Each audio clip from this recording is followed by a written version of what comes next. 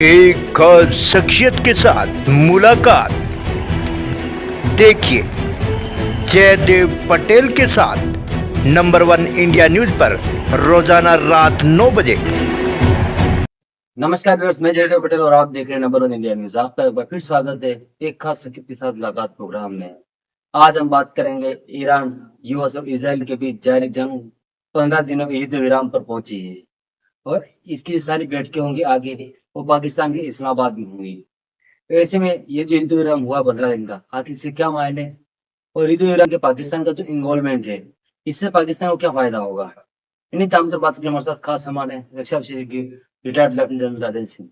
Lieutenant Rajendra Singh ji, आपको बहुत बहुत स्वागत है आज हमारे प्रोग्राम में।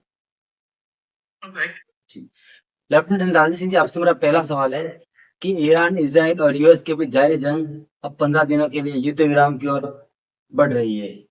ऐसे में सबसे पहले तो इस पर आपकी प्रतिक्रिया।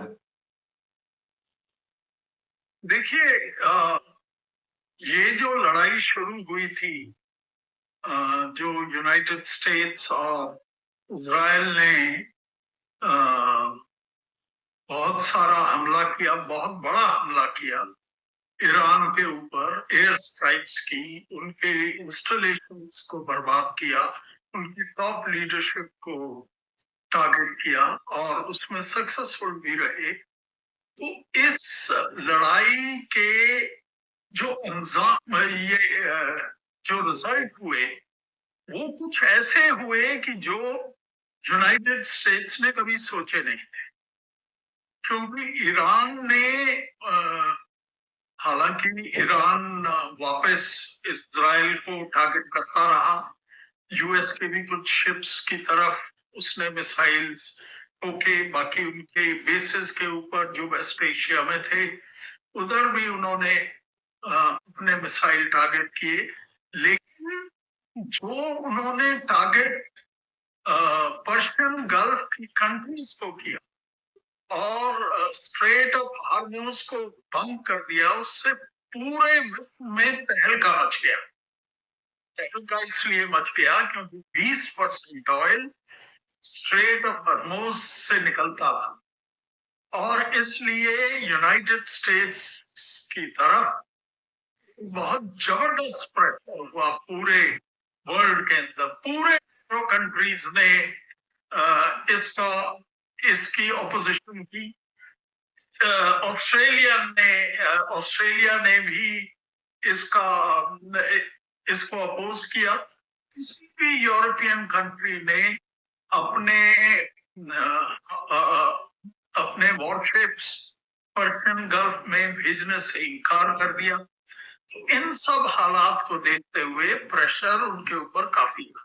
ये सब देखने के बाद और वर्ल्ड की पूरी पब्लिक ओपिनियन को देखने के बाद और उधर यूनाइटेड स्टेट्स के अंदर भी जो पब्लिक ओपिनियन थी उसको भी देखने के बाद यूनाइटेड स्टेट्स इस चीज के लिए कोशिश कर रहा था कि ईरान के साथ कोई ऑनरेबल सेटलमेंट हो जाए। उस ऑनरेबल सेटलमेंट के लिए उन्होंने कई फीलर्स भी दिए और ट्रम्प साहब तो रोज ही कुछ ना कुछ स्टेटमेंट बोलते रहते हैं और कभी कहते हैं कि हम लड़ाई जीत गए, फिर कहते हैं कि मैं उनकी सिविलाइजेशन को खत्म कर दूंगा। लेकिन असली जो इसका मैक्सिमम प्रेशर हुआ वो ये हुआ कि हालांकि ईरान कहता रहा कि हम हमले का जवाब, ईंट का जवाब पत्थर से देंगे, लेकिन ईरान के ऊपर भी काफी नुकसान हुआ।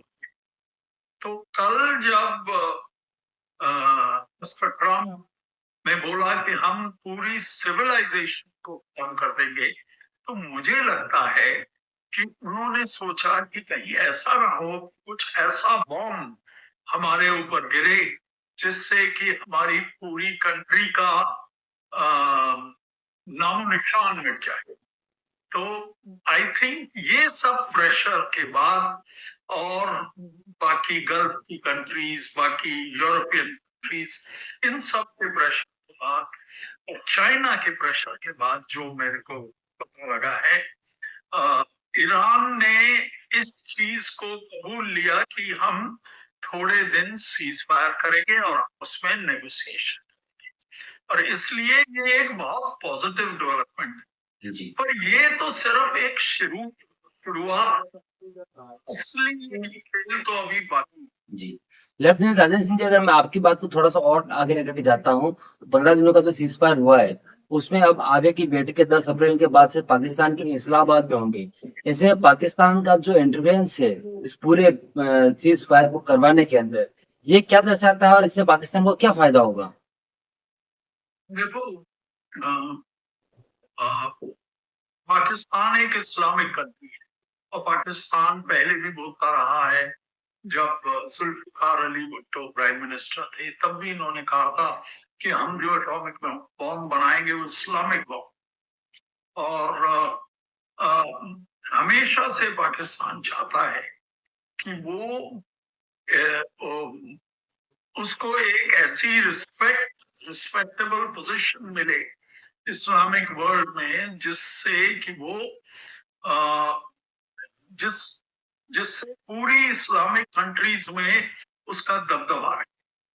और ये अपॉर्चुनिटी उन्होंने देखी क्योंकि अ, अ, पाकिस्तान के ईरान के साथ भी संबंध अच्छे हैं, पाकिस्तान के गल्फ नेशंस के साथ भी संबंध अच्छे हैं, और पाकिस्तान के खास तौर पे उनके आर्मी चीफ मुनीर साहब के, फील्ड मार्शल मुनीर के संबंध मिस्टर ट्रंप से बहुत अच्छे हैं।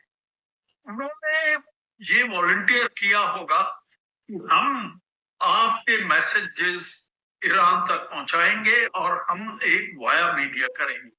अभी कुछ खबरें ये भी आ रही हैं कि पाकिस्तान ने इसके साथ साथ कुछ एफर्ट अपनी तरफ से भी किए। उसने चाइना को भी कन्विंस किया, ये लगता है कि वो भी ईरान की तरफ दबाव डाले कि यहाँ पर सीज फायर हो जाए, स्ट्रेट ऑफ हॉर्मुज़ खुल जाए। इसका रीजन और लगता है कि चाइना ने भी उनके कहने पर जरूर ईरान के ऊपर ये दबाव डाला होगा। इसकी एक और रीजन भी है कि चाइना का जो बल्क ऑफ ऑयल वो ईरान से आता है और वो सारा का सारा स्ट्रेट ऑफ हॉर्मुज़ से निकलता है। तो अगर स्ट्रेट ऑफ हॉर्मुज़ बंद रहेगी चाइना को भी काफी नुकसान होगा।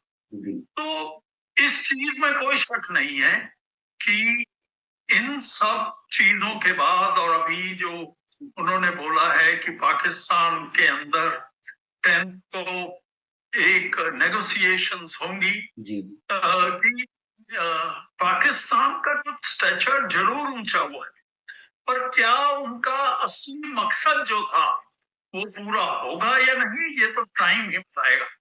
बिकॉज सिर्फ एक मैसेंजर के तौर पर उनकी बातें, यूएस की बातें ईरान को और ईरान की बातें यूएस को बता देना ही काफी नहीं है।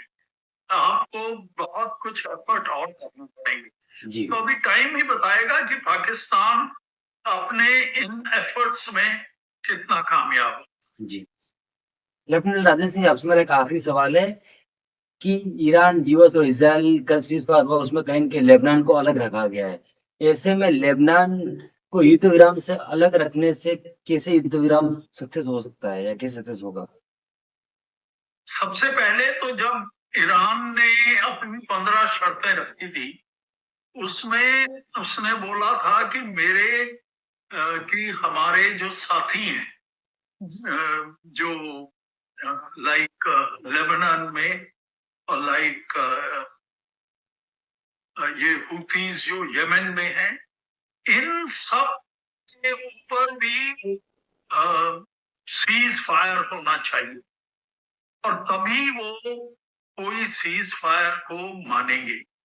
लेकिन मुझे नहीं लगता कि अभी ये जो 15 दिन का सेसेशन ऑफ हॉस्टिलिटीज हुई हैं, इसके अंदर वो वाली क्लॉज इम्प्लीमेंट होगी या नहीं मुझे नहीं लगता, बिकॉज आज सुबह ही इजराइल ने लेबनान के ऊपर, हिजबुल्ला के ऊपर, उनके ठिकानों पर काफी जगह हमले किए हैं।